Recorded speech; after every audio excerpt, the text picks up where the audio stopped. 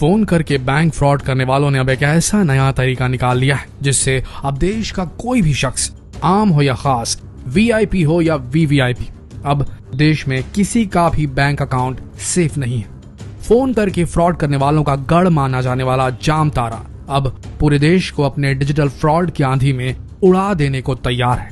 तो तैयार हो जाइए जानने के लिए कि आखिर जामताड़ा में इन्होंने कौन सा ऐसा नया तरीका निकाल दिया है जिससे अब देश का कोई भी बैंक अकाउंट सुरक्षित नहीं है, ताकि आप अपने और अपने परिवार की मेहनत से कमाई हुई कमाई को सुरक्षित रख सके, क्योंकि क्या पता जामताड़ा गैंग का अगला टारगेट आप हो।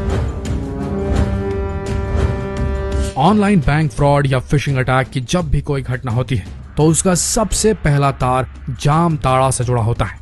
रांची झारखंड से 250 किलोमीटर दूर एक जिला है जिसका नाम है जामताड़ा, और इस जिले में लंबे समय से ऑनलाइन फ्रॉडियों का एक गैंग चल रहा है जिसे कहा जाता है जामताड़ा गैंग। ये जिला इतना फेमस है कि इस पर एक वेब सीरीज भी बन चुकी है नेटफ्लिक्स पर, जो आप देख सकते हैं। आखिर क्यों है ये जिला इतना फेमस? क्योंकि ये वो जगह है जहां पर सबसे ज्यादा ऑनलाइन फ्रॉड और फिशिंग जैसी वारदातों को अंजाम दिया जाता है, या यूं कहें कि जामताड़ा ऑनलाइन चोरों की बस्ती है।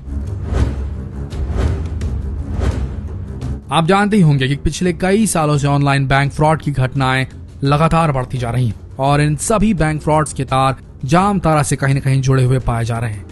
ये लोग लोगों को फोन करके डराते थे कि उनका बैंक अकाउंट या एटीएम कार्ड बंद होने वाला है, और डर के मारे भोले भाले लोग इन्हें अपना एटीएम नंबर और सारी जानकारियां बता दिया करते थे, और चुटकियों में ये ऑनलाइन डकैत लोगों का बैंक अकाउंट साफ कर दिया करते थे।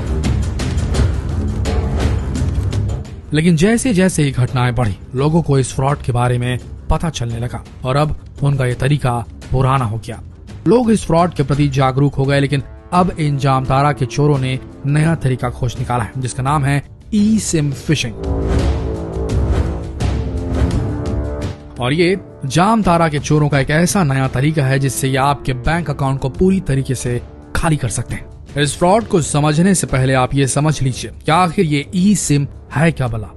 दोस्तों, एक सिम होती है जिसे मोबाइल दुकान से खरीद कर अपने मोबाइल में लगाते हैं, इसे रियल सिम कहा जाता है। और एक दूसरे किस्म का सिम होता है जिसे ई सिम कहा जाता है, जो एक चिप की तरह होता है और ये फोन में पहले से ही इनबिल्ट होता है, लगा हुआ आता है।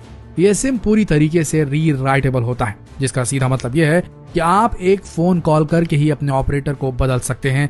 जैसे कि अगर आप जियो इस्तेमाल कर रहे हैं और अगर आपको एयरटेल की सर्विसेज चाहिए तो आप फोन कॉल के जरिए या एक ईमेल भेजकर अपने ऑपरेटर को तत्काल बदल सकते हैं। देखा जाए तो आज के समय में ज्यादातर मोबाइल्स, स्मार्ट वॉचेस ई सिम से लैस हैं, और अब आप समझ ही गए होंगे कि ई सिम नॉर्मल सिम से किस तरह अलग होता है। आइए अब जानते हैं कि ये ऑनलाइन डकैत किस तरीके से ई सिम के जरिए लोगों को चूना लगा रहे हैं। दोस्तों, इन साइबर क्रिमिनल्स का सबसे पहला टारगेट यही होता है कि वो किसी तरह से आपके मोबाइल नंबर को अपने पास ट्रांसफर कर ले, यानी कि सबसे पहले ये लोग आपका मोबाइल नंबर चुराते हैं। और इस काम को अंजाम देने के लिए इनका सबसे पहला स्टेप होता है कुछ फोन नंबर्स को तलाशना, जिसके लिए ये फोन डायरेक्टरी की मदद लेते हैं। उसके बाद ये कुछ मोबाइल नंबर्स को चुनते हैं और उन मोबाइल नंबर से सभी बैंक वेबसाइट में लॉगिन करने की कोशिश करते हैं। लॉगिन करने के वक्त अगर कोई भी मोबाइल नंबर ओटीपी मांगता है तो समझ लीजिए उन्हें उनका शिकार मिल गया। उसके बाद ये सबसे पहले अपने टारगेट को एक मैसेज भेजते हैं, और ये एक वार्निंग मैसेज होता है जिसमें लिखा होता है कि अब नॉर्मल सिम के बदले ई सिम अनिवार्य रूप से लगाया जा रहा है और इसके लिए उन्हें केवाईसी करवाने की जरूरत है, नहीं तो आपका नॉर्मल सिम कुछ ही दिनों में बंद हो जाएगा। मैसेज भेजने के कुछ मिनटों बाद ये जो चोर होते हैं ये कस्टमर केयर एग्जीक्यूटिव बनकर अपने टारगेट को फोन करते हैं और उनसे कस्टमर की बेसिक डिटेल्स ले लेते हैं। साथ ही कस्टमर से आग्रह करते हैं कि वो अपने नेटवर्क सर्विस प्रोवाइडर को एक ईमेल भेज दे जिसमें लिखा हो कि उन्हें ई सिम एक्टिवेट करवाना है। इस प्रोसेस से आप समझ सकते हैं कि कस्टमर ने खुद ही अब ई सिम की डिमांड अपने नेटवर्क ऑपरेटर से कर दी है।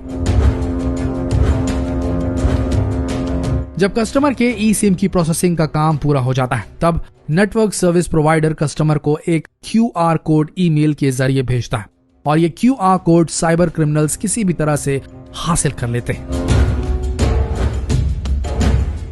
जब ये क्रिमिनल्स उस QR कोड को हासिल कर लेते हैं तब ये अपनी ई सिम वाले फोन पर आपका नंबर एक्टिवेट कर लेते हैं। अब इससे होता यह है कि आपका नंबर अब वो क्रिमिनल इस्तेमाल कर रहे हैं और कुछ ही दिन में आपका फिजिकल सिम कार्ड डीएक्टिवेट हो जाता है। अब जब क्रिमिनल्स के पास आपका फोन नंबर एक्टिवेट हो गया है, तब ये इस फोन नंबर से जुड़े जितने भी बैंक अकाउंट से उन्हें स्कैन कर लेते हैं और उसके बाद जहां पर भी एटीएम पिन की जरूरत नहीं होती है, वहां ये आपके मोबाइल नंबर के जरिए ओटीपी के द्वारा आपके बैंक अकाउंट को साफ करते चले जाते हैं। हाल ही में फरीदाबाद पुलिस ने 5 लोगों को ई सिम फिशिंग के मामले में अरेस्ट किया है, जिनमें से 4 जामताड़ा के हैं और इन अपराधियों ने कबूला है कि उन्होंने अब तक 300 से ज्यादा बैंक अकाउंट को साफ किया है। लेकिन सबसे बड़ा सवाल ये उठता है कि आखिर इस फ्रॉड से कैसे बचे।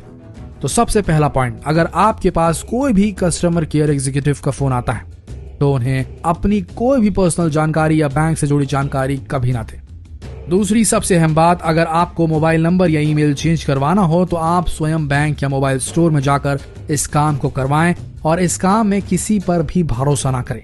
तीसरी सबसे अहम बात यह है कि अगर आपके पास कोई भी मैसेज आता है जिसमें कोई लिंक हो तो उस लिंक को कभी ना खोलें। तो दोस्तों, जितना हो सके इस वीडियो को शेयर करें और लोगों को इस नए किस्म के फ्रॉड से बचाने के लिए जागरूक करें। जितना हो सके इस वीडियो संदेश को शेयर करें फेसबुक, व्हाट्सएप, यूट्यूब पर, ताकि लोगों तक ये संदेश पहुंच सके।